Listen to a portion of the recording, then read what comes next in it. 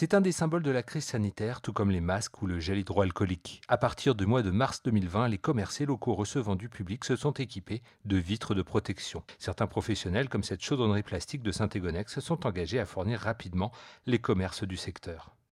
J'ai eu une première demande et puis après, ça s'est enchaîné de bouche à oreille. Ça a commencé sur Facebook, après ça a apparu dans les journaux. Et puis après là, ça ça n'a pas arrêté, quoi. Puis j'ai eu de la chance de réussir à avoir de la plaque parce que c'est vrai que ça se faisait assez rare. Donc j'ai un fournisseur qui a bien voulu me livrer. La demande a dépassé rapidement les frontières du canton. Les services des impôts du Finistère ont passé commande, suivis par d'autres centres, d'autres régions. On a équipé les centres des impôts de tout le Finistère jusqu'au Finistère Sud et donc on a fini par aller du côté de Tours pour équiper également le centre des impôts à plusieurs reprises. La demande soutenue s'est prolongée jusqu'en juin 2020, même s'il fallait s'organiser avec la pénurie de matières premières. Parce qu'il y avait pénurie de plastique à l'époque, donc il fallait optimiser en fait notre matière première.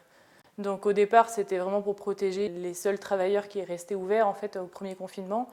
Et puis maintenant, c'est devenu en fait une règle sanitaire dans chaque entreprise. Du coup, on s'est adapté aussi au protocole. Un an plus tard, l'entreprise a réalisé un quart de son chiffre d'affaires avec les vitres de protection. Un gain qui compense les pertes d'activité courantes et qui permet d'envisager le rachat d'un confrère en difficulté dans les prochaines semaines.